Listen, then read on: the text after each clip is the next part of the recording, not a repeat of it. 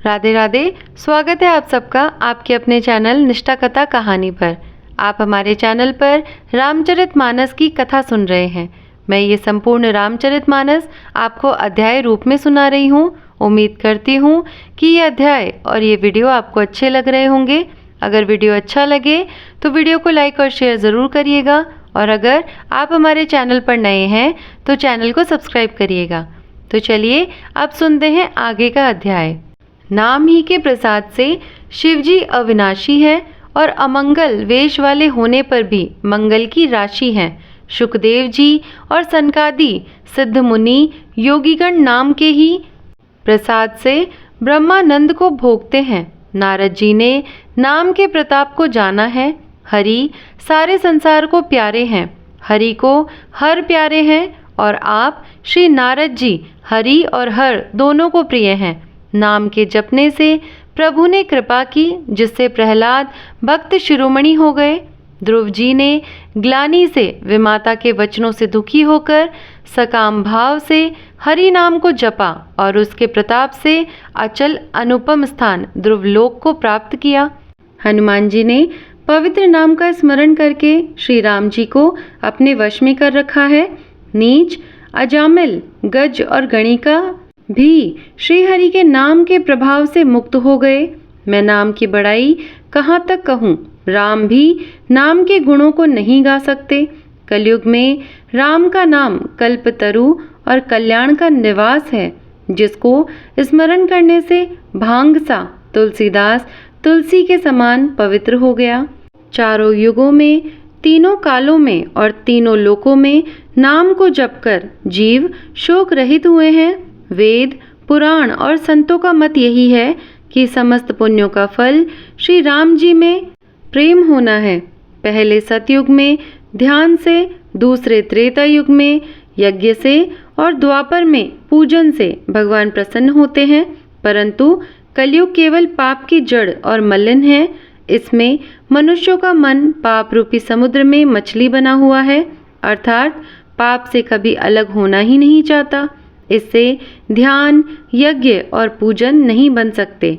ऐसे कराल कलयुग के काल में तो नाम ही कल्प वृक्ष है, जो स्मरण करते ही संसार के सब जंजालों को नाश कर देने वाला है। कलयुग में यह राम नाम मनोवांछित फल देने वाला है। परलोक का परम हितैषी और इस लोक का माता पिता है, अर्थात परलोक में भगवान का परम धाम देता है और इस लोक में माता पिता के समान सब प्रकार से पालन और रक्षण करता है। कलयुग में न कर्म है, न भक्ति है और न ही ज्ञान है। राम नाम ही एक आधार है। कपट की खान कलयुग रूपी काल नेमी के लिए राम नाम ही बुद्धिमान और समर्थ श्री हनुमान जी हैं। राम नाम श्री नरसिंह भगवान हैं। कलयुग हिरण्यकश्यपु है और जप करने वाले जन प्रहलाद के समान है।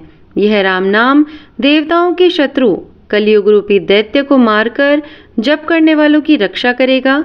अच्छे भाव से, बुरे भाव से, क्रोध से या आलस्य से किसी भी तरह से नाम जपने से 10 दिशाओं में कल्याण होता है। उसी परम कल्याणकारी राम नाम का स्मरण करके और श्री रघुनाथ जी को मस्तक नवाकर मैं राम जी के गुणों का वर्णन करता हूँ। वे श्री राम जी मेरी बिगड़ी सब तरह से सुधार लेंगे, जिनकी कृपा करने से नहीं अघाती। राम से उत्तम स्वामी और मुझ सरी का बुरा सेवक, इतने पर भी उस दयानिधि ने अपनी ओर देखकर मेरा पालन किया है। लोक और वेद में भी अच्छे स्वामी की यही रीति प्रसिद्ध है कि वह विनय सुनते ही प्रेम को पहचान लेता है। अमीर गरीब, गंवार नगर निवासी, पंडित मूर्ख, बदनाम यशस्वी, सुकवि कुकवि, सभी नर नारी अपनी अपनी बुद्धि के अनुसार राजा की सराहना करते हैं, और साधु, बुद्धिमान, सुशील, ईश्वर के अंश से उत्पन्न कृपालु राजा सबकी सुनकर और उनकी वाणी, भक्ति, विनय और चाल को पहचान कर सुंदर मीठी वाणी से सबका यथा योग्य सम्मान करते हैं। यह स्वभाव तो संसारी राजाओं का है। कौशलनाथ श्री रामचंद्र जी तो चतुर शिरोमणि हैं। श्री राम जी तो विशुद्ध प्रेम से ही रीझते हैं, पर जगत में मुझसे बढ़कर मूर्ख और मलिन बुद्धि और कौन होगा। तथापि कृपालु श्री रामचंद्र जी मुझ दुष्ट सेवक की प्रीति और रुचि को अवश्य रखेंगे, जिन्होंने पत्थरों को जहाज और बंदर भालुओं को बुद्धिमान मंत्री बना लिया। सब लोग मुझे श्री राम जी का सेवक कहते हैं और मैं भी बिना लज्जा संकोच के कहलाता हूँ, कहने वालों का विरोध नहीं करता।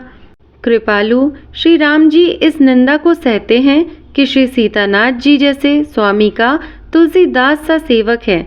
यह मेरी बहुत बड़ी डिठाई और दोष है।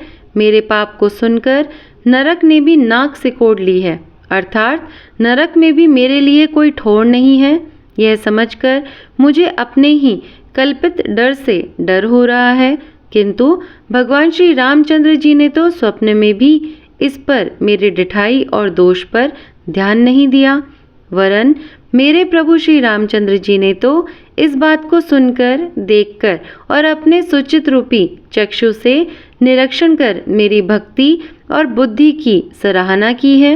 क्योंकि कहने में चाहे बिगड़ जाए, अर्थात मैं चाहे अपने को भगवान का सेवक कहलाता हूँ, परंतु हृदय में अच्छापन होना चाहिए। हृदय में तो अपने को उनका सेवक बनने योग्य नहीं मानकर पापी और दीन ही मानता हूँ। ये अच्छापन है। श्री रामचंद्र जी भी दास के हृदय की अच्छी स्थिति जानकर रीझ जाते हैं। प्रभु के चित्त में अपने भक्तों की हुई भूल चूक याद नहीं रहती और उनके हृदय की अच्छाई नेकी को 100 बार याद करते रहते हैं। जिस पाप के कारण उन्होंने बाली को व्याध की तरह मारा था, वैसी ही कुचाल फिर सुग्रीव ने चली। वही करनी विभीषण की थी, परंतु श्री रामचंद्र जी ने स्वप्न में भी उनका मन में विचार नहीं किया। उल्टे भरत जी से मिलने के समय श्री रघुनाथ जी ने उनका सम्मान किया और राजसभा में भी उनके गुणों का बखान किया। प्रभु श्री रामचंद्र जी तो वृक्ष के नीचे और बंदर डाली पर, अर्थात कहा मर्यादा पुरुषोत्तम सच्चिदानंद घन परमात्मा श्री रामचंद्र जी और कहाँ पेड़ों की शाखाओं पर कूदने वाले बंदर, परंतु ऐसे बंदरों को भी उन्होंने अपने समान बना लिया। तुलसीदास जी कहते हैं कि श्री रामचंद्र जी सरीखे शील निधान स्वामी कहीं भी नहीं है। हे श्री राम जी, आपकी अच्छाई से सभी का भला हो। यदि यह बात सच है तो तुलसीदास का भी सदा ही कल्याण होगा। इस प्रकार अपने गुण दोषों को कहकर और सबको फिर सिर नवाकर मैं श्री रघुनाथ जी का निर्मल यश वर्णन करता हूँ, जिसके सुनने से कलयुग के पाप नष्ट हो जाते हैं। मुनि याज्ञवल्क्य जी ने जो सुहावनी तथा मुनि श्रेष्ठ भरद्वाज जी को सुनाई थी, उसी संवाद को मैं बखान कर कहूँगा। सब सज्जन सुख का अनुभव करते हुए उसे सुने। शिव जी ने पहले इस सुहावने चरित्र को रचा, फिर कृपा करके पार्वती जी को सुनाया। वही चरित्र शिव जी ने काकभुशुंडी जी को राम भक्त और अधिकारी पहचान कर दिया। उन काकभुशुंडी जी ने फिर याज्ञवल्क्य जी ने पाया और उन्होंने फिर उसे भारद्वाज जी को गाकर सुनाया। वे दोनों वक्ता और श्रोता समानशील वाले और समदर्शी हैं और श्री हरि की लीला को अच्छे से जानते हैं। वे अपने ज्ञान से तीनों कालों की बातों को हथेली पर रखते हुए आंवले के समान प्रत्यक्ष जानते हैं। और भी जो सुजान हरिभक्त हैं, वे इस चरित्र को नाना प्रकार से कहते, सुनते और समझते हैं। फिर वही कथा मैंने वाराह क्षेत्र में अपने गुरुजी से सुनी, परंतु उस समय मैं लड़कपन के कारण बहुत बेसमझ था, इससे उसको उस प्रकार अच्छी तरह समझा नहीं। श्री राम जी की गूढ़ कथा के वक्ता कहने वाले और श्रोता सुनने वाले दोनों ज्ञान के खजाने होते हैं। मैं कलयुग के पापों से ग्रस्त हुआ महामूढ़ जड़ जीव भला उसको कैसे समझ सकता था। तो भी गुरुजी ने जब बार बार कथा कही, तब बुद्धि के अनुसार कुछ समझ में आई। वही अब मेरे द्वारा भाषा में रची जाएगी, जिससे मेरे मन को संतोष हो। जैसा कुछ मुझ में बुद्धि और विवेक का बल है, मैं हृदय में हरि की प्रेरणा से उसी के अनुसार कहूँगा। मैं अपने संदेह, अज्ञान और भ्रम को हरने वाली कथा रचता हूँ, जो संसार रूपी नदी के पार करने के लिए नाव है। राम कथा पंडितों को विश्राम देने वाली है, सब मनुष्यों को प्रसन्न करने वाली और कलयुग के पापों का नाश करने वाली है। राम कथा कलयुग रूपी सांप के लिए मोरनी है और विवेक रूपी अग्नि के प्रकट करने के लिए अरणी है, अर्थात मंथन की जाने वाली लकड़ी है। अर्थात इस कथा से ज्ञान की प्राप्ति होती है। राम कथा कलयुग में सब मनोरथों को पूर्ण करने वाली कामधेनु गौ है और सज्जनों के लिए सुंदर संजीवनी जड़ी है। पृथ्वी पर यही अमृत की नदी है, जन्म मरण रूपी भय का नाश करने वाली और ब्रह्म रूपी मेंढकों को खाने के लिए सपर्णी है।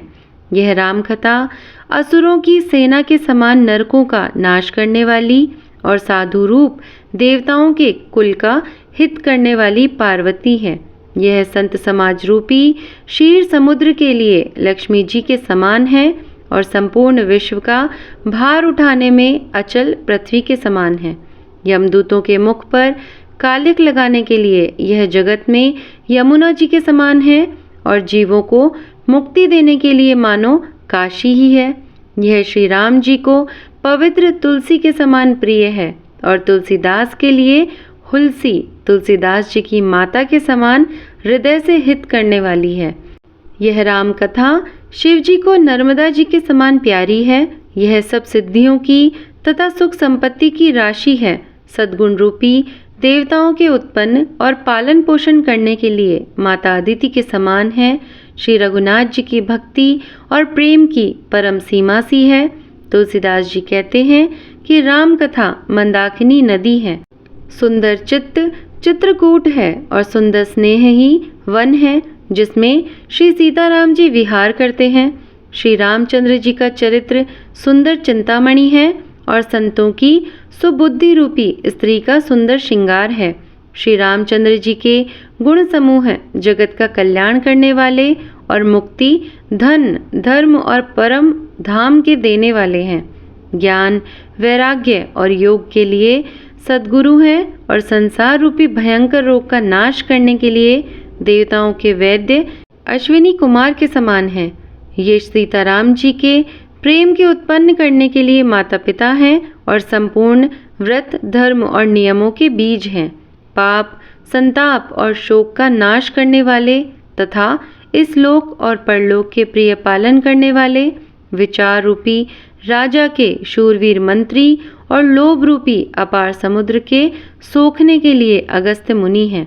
भक्तों के मन रूपी वन में बसने वाले काम, क्रोध और कलयुग के पाप रूपी हाथियों के मारने के लिए सिंह के बच्चे हैं।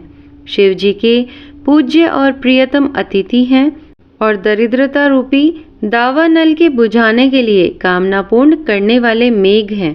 विषय रूपी सांप का जहर उतारने के लिए मंत्र और महामणि हैं। ये ललाट पर लिखे हुए कठिनता से मिटने वाले बुरे लेखों को मिटा देने वाले हैं।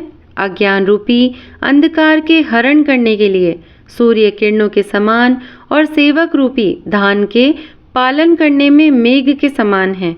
मनोवांछित वस्तु देने में श्रेष्ठ कल्प वृक्ष के समान हैं और सेवा करने में हरिहर के समान सुलभ और सुख देने वाले हैं। सुकवि रूपी शरद ऋतु के मन रूपी आकाश को सुशोभित करने के लिए तारागण के समान और श्री राम जी के भक्तों के तो जीवन धन ही हैं। संपूर्ण पुण्यों के फल महान भोगों के समान है। जगत का छल रहित हित करने में साधु संतों के समान है।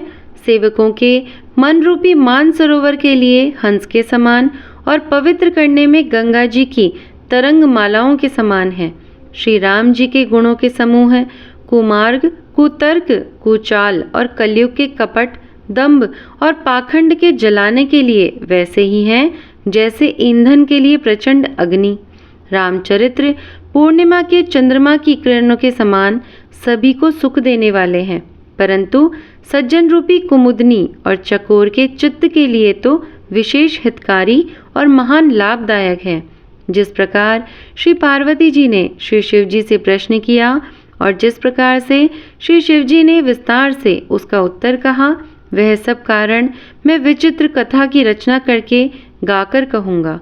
जिसने यह कथा पहले ना सुनी हो वह इसे सुनकर आश्चर्य ना करे, जो ज्ञानी इस विचित्र कथा को सुनते हैं वे यह जानकर आश्चर्य नहीं करते कि संसार में राम कथा की कोई सीमा नहीं है। राम कथा अनंत है। उनके मन में ऐसा विश्वास रहता है। नाना प्रकार से श्री रामचंद्र जी के अवतार हुए हैं और 100 करोड़ तथा अपार रामायण है। कल्प भेद के अनुसार श्री हरि के सुंदर चरित्रों को मुनीश्वरों ने अनेकों प्रकार से गाया है। हृदय में ऐसा विचार कर संदेह ना कीजिए और आदर सहित प्रेम से इस कथा को सुनिए। श्री रामचंद्र जी अनंत हैं, उनके गुण भी अनंत है और उनकी कथाओं का विस्तार भी असीम है। अतएव जिनके विचार निर्मल हैं वे इस कथा को सुनकर आश्चर्य नहीं मानेंगे। इस प्रकार सब संदेहों को दूर करके और श्री गुरु जी के चरण कमलों की रज को सिर पर धारण करके मैं पुनः हाथ जोड़कर सबकी विनती करता हूँ जिससे कथा की रचना में कोई दोष स्पर्श न करने पावे। अब मैं आदर पूर्वक श्री शिव जी को सिर नवाकर श्री रामचंद्र जी के गुणों की निर्मल कथा कहता हूँ। श्री हरि के चरणों पर सिर रखकर संवत 1631 में इस कथा का आरंभ करता हूँ। तो आज का अध्याय यहीं तक था। अगले अध्याय में मैं आपको श्री रामचंद्र जी के बाल कांड की कथा सुनाऊंगी, तो वो अध्याय आप ज़रूर से सुनिएगा और उसके आगे के अध्याय भी ज़रूर से सुनिएगा। अगर आज का वीडियो आपको पसंद आया हो तो वीडियो को लाइक और शेयर ज़रूर करिएगा और अगर चैनल पर नए हैं तो चैनल को सब्सक्राइब करिएगा। मैं मिलती हूँ आपसे अगले अध्याय के साथ में। तब तक धन्यवाद। राधे राधे। जय श्री राम।